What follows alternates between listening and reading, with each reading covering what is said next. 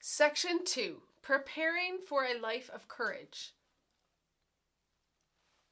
Chapter 5, I am courageous.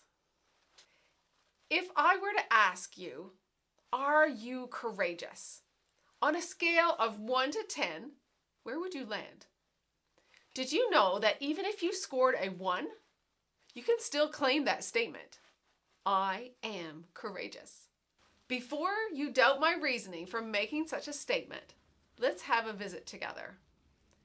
In the introduction, I invited you to journey with me through this book with your journal and pen in hand. Have you done that? If not, it's certainly not too late to begin. If so, then I am sure you've had some very interesting and helpful entries through these chapters. I'm also guessing that there has been some pretty brave discoveries in your self-reflections. Either way, I would like for us to stop again and reflect on Section 1. If there were things that you want to go back and revisit, please allow some time here to do so. I have brought a few key statements forward, and I want you to write down some of the thoughts that came to mind now as we have come this far. What response did you have to the statements in the Section 1 about looking deeper than the tip of the iceberg? Is there more pain under your surface than you are willing to let people see? Or are you wishing you had the courage to allow someone to see your pain or to love you where you are? What's underneath was devastating when I was trapped in my pain. In my growth with God, what's underneath takes on a whole new meaning. Watch for that as we continue into the following chapters. When we begin our journey, I also asked you what giants you wanted to see fall in your life. Did you write them down? Well, now I want to invite you to write down the name of one person you would be open to sharing your giants with. And when you have time, I would even suggest writing out your thoughts in a letter. You will not believe the healing that will come just by writing out something that you've kept buried or have tried to hide. Vaughn and I received even more healing just by writing my first book. Maybe you have some news for a spouse or someone close that could do some serious damage to a lot of people or just yourself. Well, I'm not really advocating that you go public. It's likely time maybe that you share in a safe place that's confidential. That step of reaching out is indeed a courageous one. However, without this step, your healing and freedom could be severely delayed. I pray that even today, you will see a glimpse of that hope, freedom, or courage you have been so desperately looking for. There were other statements, I'm sure, that you might want to revisit. You can find these statements and others in the reflection and review section at the back of the book. I just chose these few. Faulty thinking blocks courage. Faulty thinking held me back for a long time from the courage and freedom I am now experiencing. What really is courage? Courage is having the mental or moral strength to venture, persevere, and withstand danger, fear, or difficulty. I can definitely relate to that. Maybe you think that courage and freedom are just abstracts that seem far-fetched and only attained by the very elite, or just a pipe dream that one can only hope to attain. I get it, because that was totally me. While there were many sources for faulty thinking that can creep into our lives' narratives, they all share a common goal: to draw inaccurate conclusions about ourselves. Self-perception matters. When we give into negative self-talk, we are prone to accumulate faulty thinking as our takeaway from all the challenges in our lives. And while I don't have this all figured out yet, I have come to believe this: that you can't always control what happens to you, but you can control how you respond. The fears and insecurities of my faulty thinking that I had to push through, even in 2019 into 2020, were at times unbearable. Yes, even as I wrote this book. And while you might be thinking of the fear regarding COVID-19 in 2020, for me, it was actually about so much more. As November 2019 began, I had just returned from a month-long speaking tour in Newfoundland and Labrador. And as you can well imagine, I was emotionally and physically exhausted. However, I saw what was just ahead for 2020. I was also excited to be involved in the second Hope Talks conference that was created by my amazing friend, Connie Jacob. I celebrated with her that it had grown from like the first ever event to now 3 locations in just 1 year.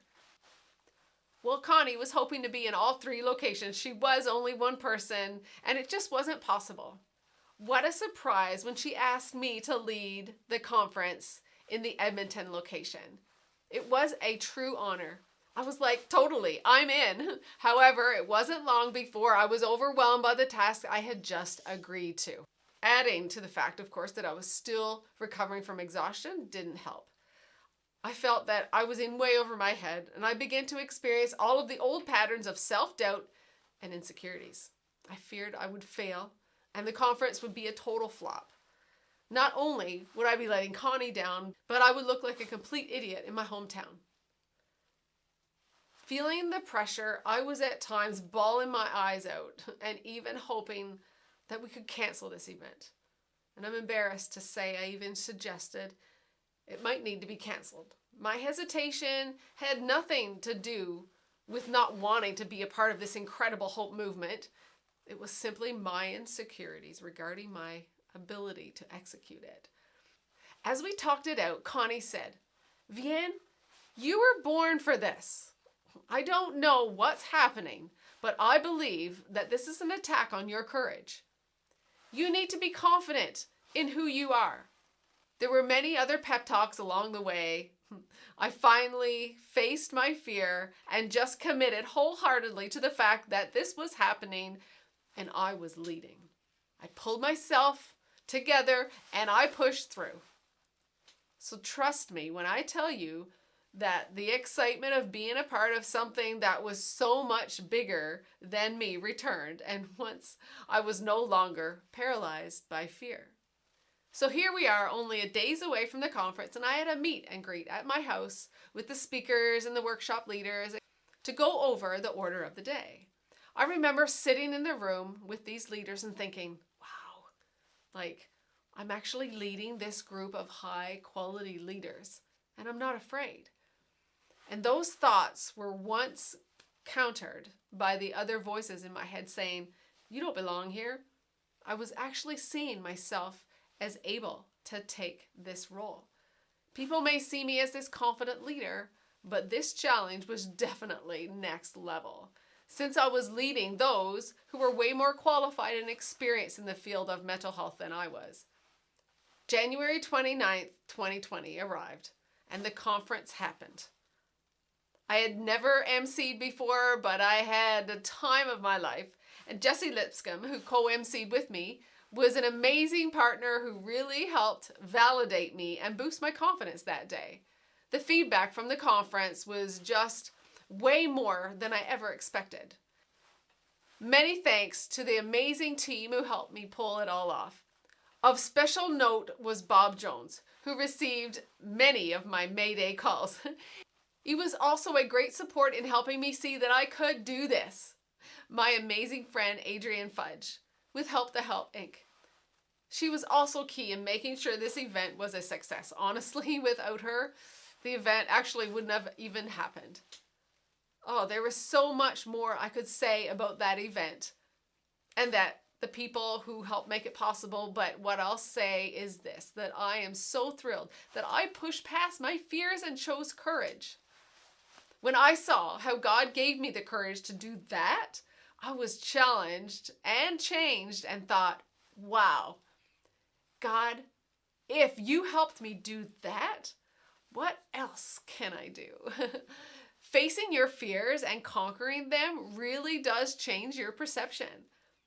About a month after the conference, on February 23rd, 2020, God showed me a picture of a dam that was about to burst.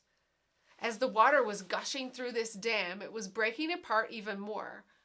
I sensed him saying, "You are bursting into a new season. And in this next season, there will be mindsets and other things break off of you that will catapult you forward." He continued, "I want to give you new courage in this season. You can't carry the insecurities you had in the past with you where you are going." Then he showed me that when that dam is fully broken and the water is gushing right through, it won't stop flowing. He showed me that I represented that dam, and the water flowing through me is his strength. I continued to hear him speak to me. "When my strength is running through you, Vian, there will be no limitations for you. And when you are walking in my strength, you will have nothing to fear, and you will be unstoppable." When I started writing Contagious Courage, I will tell you that my courage was tested in unimaginable ways. So it was no surprise that I felt that this book would be written from my prayer time. I knew that God wanted me to have the courage to share what was in my heart, but I needed to spend time with him to receive that strength. I told my husband I felt that this book would be birthed on my knees. Looking back and seeing what I went through with the Hope Conference and many other things that had threatened to destroy my confidence since that time, I realized just how many times I would come back to him for guidance and strength. I knew I needed the courage that he desired to give me to truly express what's in my heart and not hold back out of fear or insecurities. I wanted people to truly see me.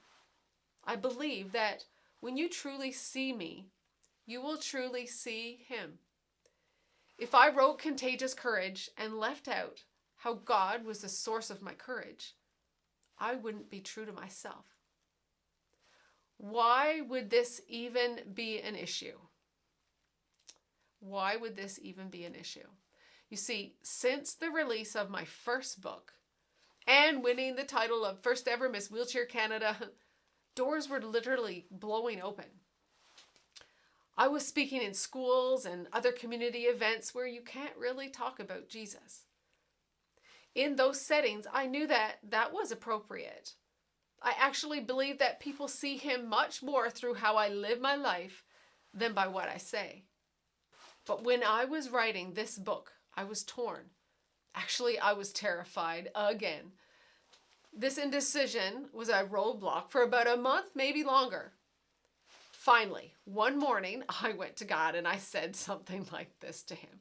"Okay, you need to help me here, God. God, what if schools close and I don't get invited in?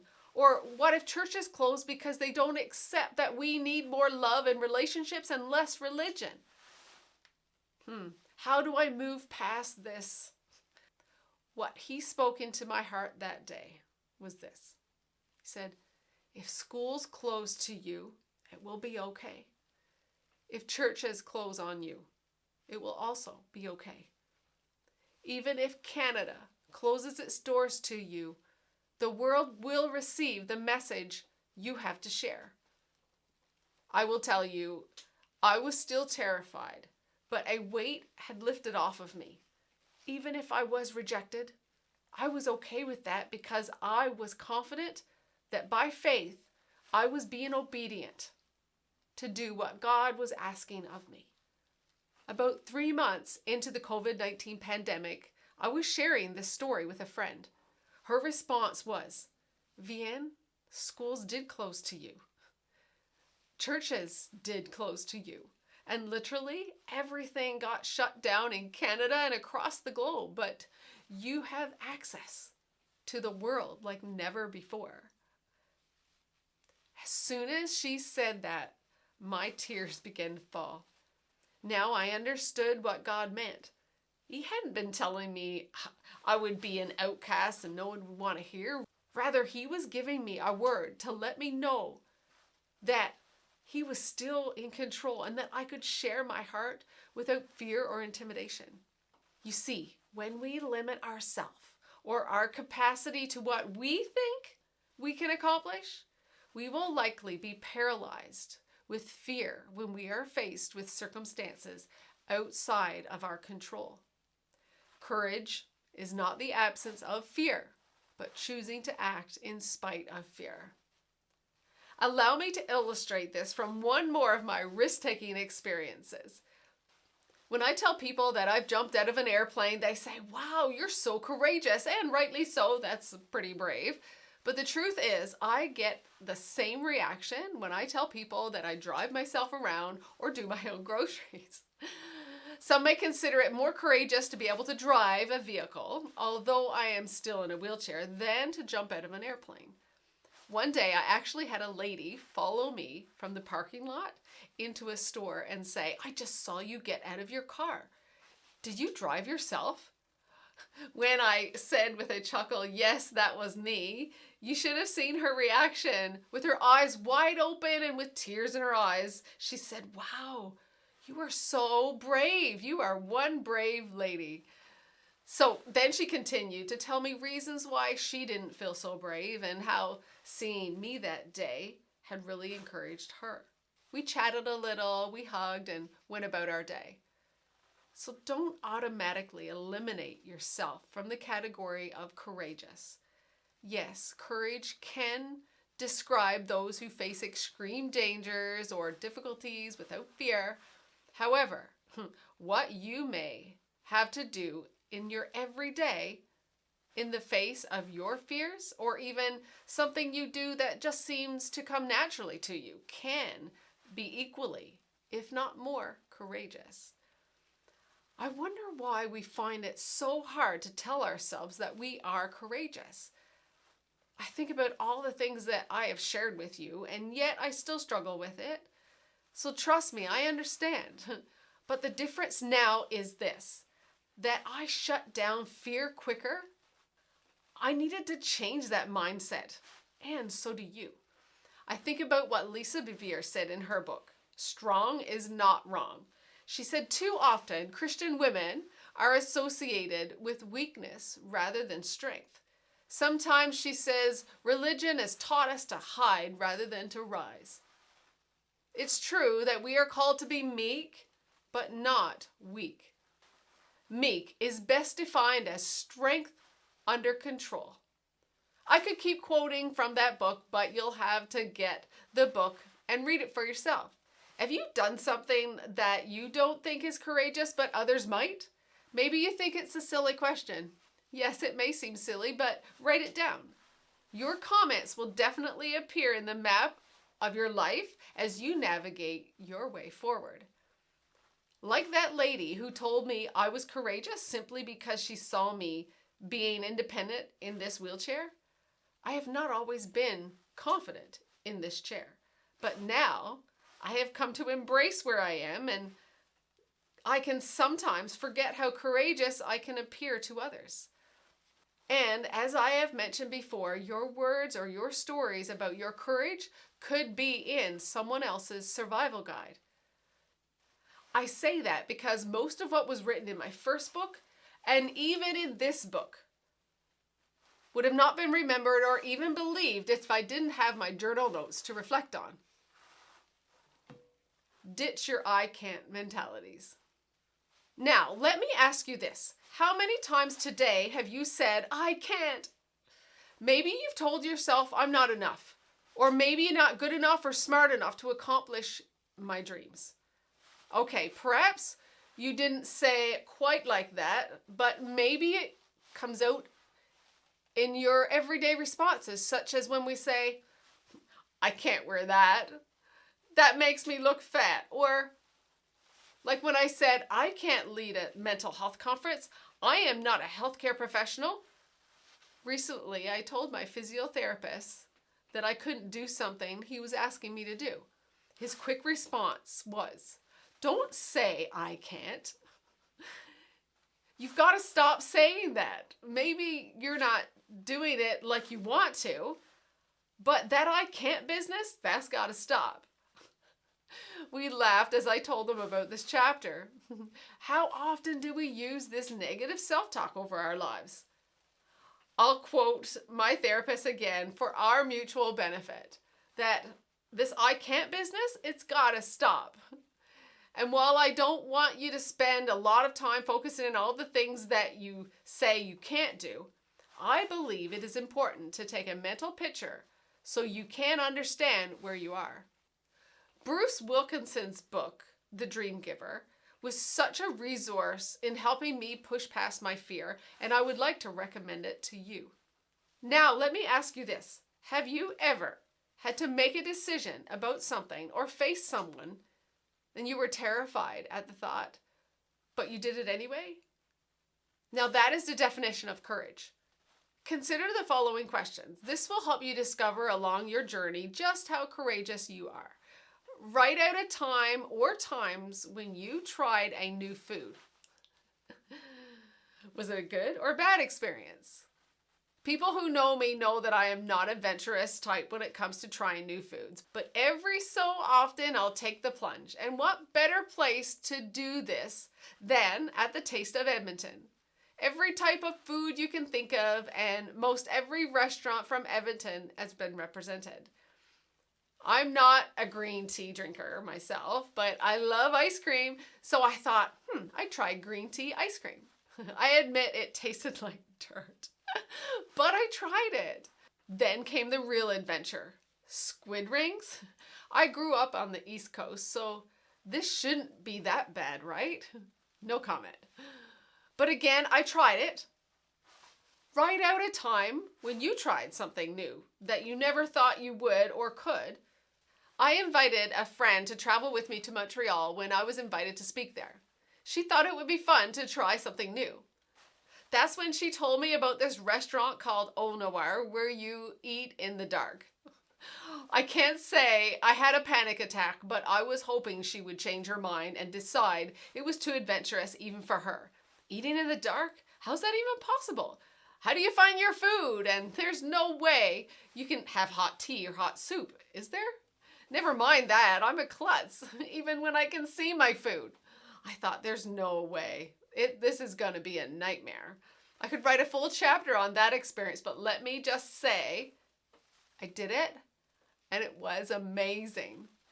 Yes, it was fun, but very messy, and yes, I did eat my food with my fingers, but how else was I gonna find my food?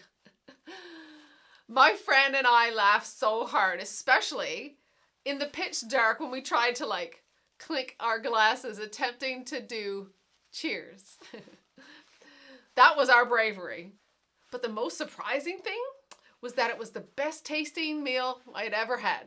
Apparently, when your other senses are taken away, your taste heightens. That's one of the reasons they decided to do this eating in the dark restaurant. Let me circle back around here because the most surprising thing wasn't that it was the best tasting meal ever. Rather, it was that all the servers were visually impaired. How remarkable to support employment opportunities for this type of disability. Excellent, right? Anyway, all that to say, I never thought I could eat in the dark, but I did it, and it was amazing. And similarly, I never thought I could write a book or start a nonprofit organization. I'm telling you, you guys, most of our limitations are self-imposed.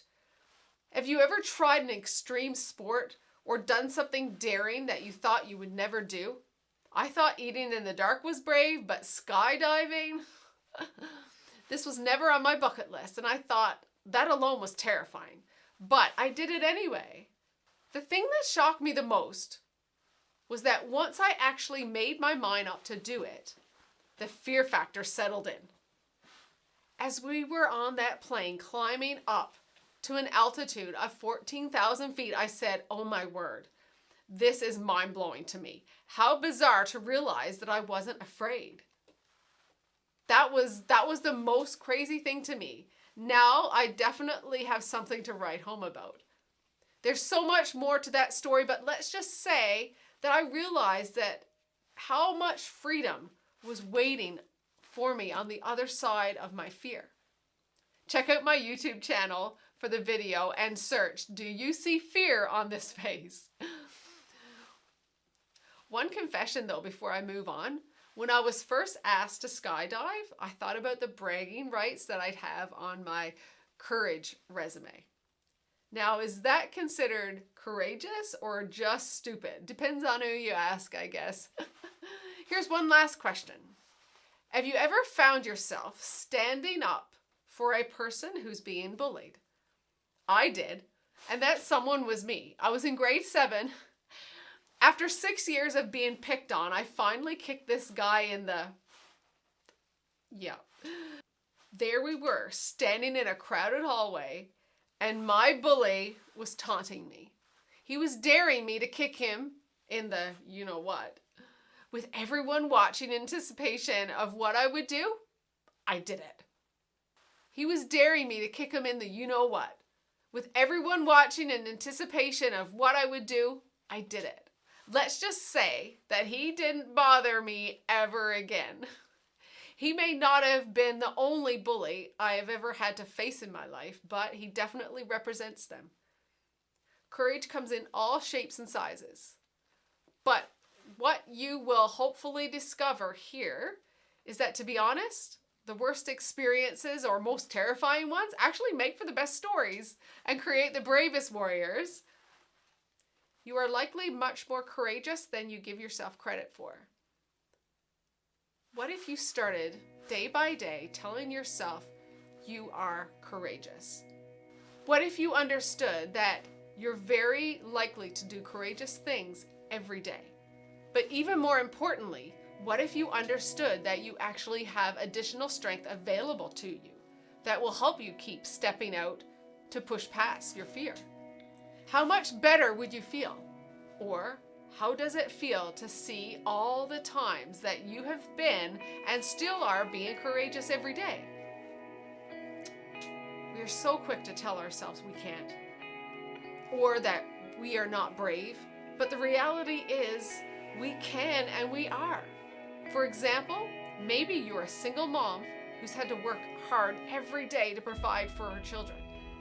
Maybe you're a cancer survivor who had to endure chemo treatments and battle every day with the fear of, will I live or die? Or maybe you just had a bleak diagnosis and you're looking for the strength that you never thought you would need. I want to say that the fact that you're still here means that you should consider yourself brave and courageous. And while we don't all have life-threatening situations to face every day, you need to know that you are strong despite what you feel. Remember, your faith is not determined by what you see or how you feel. When you choose to trust God in spite of what you see and feel, you have access to much more strength and courage than you ever thought possible. The journey to freedom is not this one big step, but many little ones. The more we understand about the journey ahead, the more prepared and equipped we are to face it. Many times we don't even realize we're being held back. Fears and insecurities and negative self-talk and social pressures make it easy to accept these limitations as normal. Before we move on, I trust you have discovered that this journey will require faith, obedience, and discipline to walk out our life of courage and freedom. Please know that you are not alone in your challenges. Don't forget, courage isn't about not being afraid, but rather it's not letting fear control you. Say it with me. I am courageous.